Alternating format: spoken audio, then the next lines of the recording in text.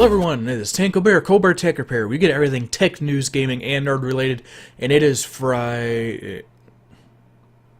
No, it's not. Today is Saturday because I'm a dumbass and forgot to record tech news yesterday, forgetting that it was Friday. So, today is your Saturday's edition of tech news. I hope you enjoy. Let's start off with some AMD news. If you haven't known, which I'm sure you have, the AMD Radeon R9 295X2 has been launched by AMD. Now, this is their new high-end flagship card, and it is supposed to be competing with the, well, not exactly the Titan Z, but it's supposed to be beating out, they're hoping it can beat out the Titan Z. So, let's get on to some specifications here. What is this exactly? Well, as you can see in the picture, it is a single GPU, but it has two GPUs on the die, and it comes with a internal water cooling solution proprietary to AMD, which they're using in their reference model. Now, as you can see here from this chart, if we just look at the 290X and the 295X2, everything is exactly the same, besides that the R95X2 is 3 times the price, and it has 18 more megahertz on the core clock. So, some people are saying, is this worth it? Well, compared to the Titan Z at $3,000, where Nvidia thinks 1 plus 1 equals, well, 3 for some reason, the R9 295X2 came in at the price point I said it would, which is about $1,500. So, an R9 290X right now is around $600, so that's $1,200. And then about $100 for proprietary water cooling. So there's still a $200 window there where we don't know why it costs $1,500. They probably could have got away with $13, but just wanted a round number.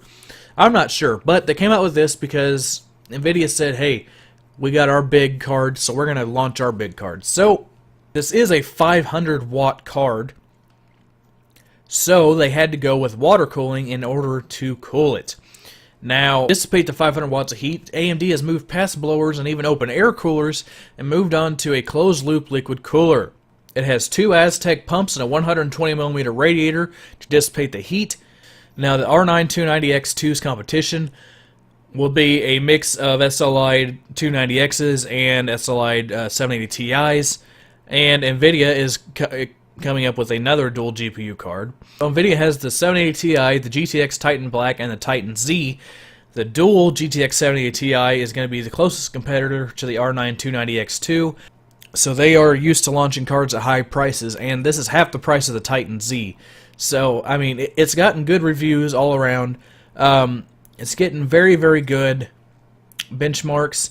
As you can see, the 290X2 and Metro Last Light is getting 53 frames per second, while the average 290X is getting about 30, so it's about doubling the price, as you would expect from a single GPU card. You're paying $300 for a water cooler, so we'll see what the water cooler can actually do. Power consumption wise, at idle, it brings in about 98 watts, and under load it brings almost 700 watts. So that is a lot of pull for a dual GPU card. The idle GPU temperature is 32 degrees Celsius, while load is only 71, while the original R9 290 runs at about 95 degrees Celsius under load and at idle. So seems like they have got the temperatures down about 30 degrees with the water cooling on 2 GPUs for 500 watts of power. Hey, that's a damn good deal. In some pretty bad news, Comcast has defended its proposed Time Warner cable deal. Comcast has proposed a $45.2 billion purchase of Time Warner cable, arguing that it will benefit Time Warner's broadband customers. The deal will bring faster broadband speeds to customers of Time Warner cable, up to 505 megabytes per second in some markets. They filed a statement defending the public interest benefits of the deal with the U.S. FCC. Well, pretty much what this is going to do is turn Comcast into a monopoly in the ISP market. I've heard from a lot of people who use Comcast and Time Warner that they get really shitty service. I myself, I use Charter. Charter is a local company here in Illinois. I live out, well, kind of in the middle of nowhere, about 70 miles from St. Louis. And we get Charter here, and I get about, my actual download speed's about 4 megabytes a second. My actual upload speed is probably like 4, but it says, like, if I run speed test, I get like 40 down, 4 up. So it's not horrible. It lets me do what I need to do, and it's only like $50 a month. So I can't really bitch too much. But if Comcast acquires Time Warner, they will be held to pay for ISPs in the future, and I really fear for the people who use Comcast or Time Warner at this point. In more AMD news, AMD has brought a new platform to the table. The AM1 platform, Kabini APUs. They are affordable, upgradable AM1 systems. So, what they have done is they have released some new APUs. Now, they have the AMD Athlon 5350, which is their highest end. It comes with the Radeon R3 graphics with 4 cores, 2.05 gigahertz, 128 Radeon cores, a GPU frequency of 600, a memory frequency of 1600, 2 megabytes of total cache as an I/O. It can handle 2 USB 3.0, 8 2.0, and 2 SATA 6 gigabits, and it has a TDP of 25 watts.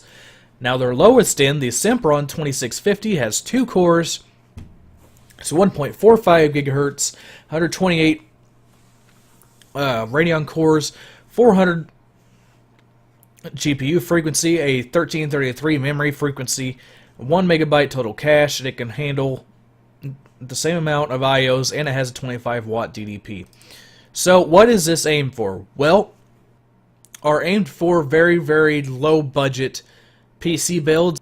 The AM1 motherboards are going to be $25 to $35 a piece, and the APUs are going to be from $34 to $59. So you can build a computer with a CPU and an APU, or an APU and a motherboard for $100. Now, AM1 is the name of the platform, and FS1B is the name of the new socket. It uses different mounting points, as you can see here. There's one mounting point here for the heat sinks and one here on either side. So, in BioShock Infinite, in performance settings at 1280 by 1024, the Athlon 5330 scored 22 frames per second, which beats out Intel.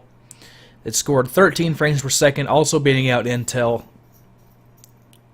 with the minimum FPS. So, like I said, you won't be able to really play very many games on this, but it does beat out Intel's offerings at the same price point by a long shot. And it is a low power, low budget alternative to AMD's higher offerings like the 8350, which I use.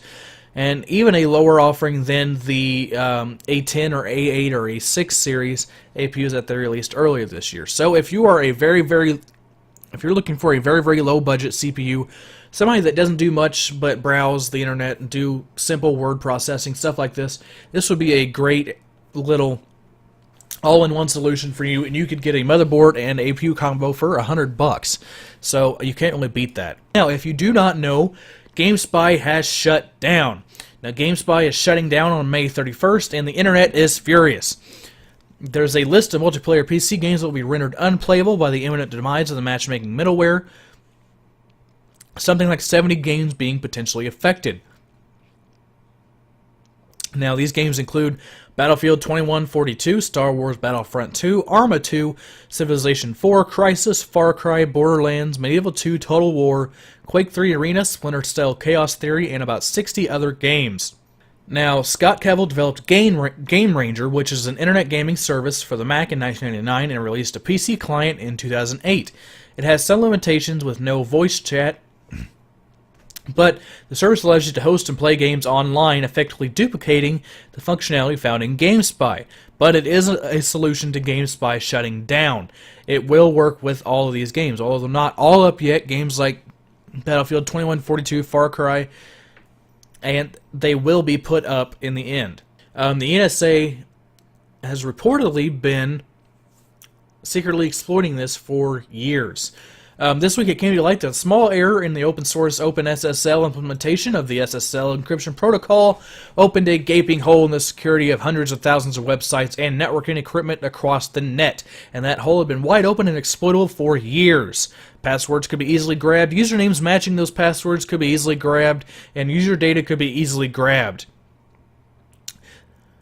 On Friday afternoon, Bloomberg reported that the National Security Agency has been aware of and actively exploiting the Heartbleed bug for at least full 2 years, citing 2 people are familiar with the matter.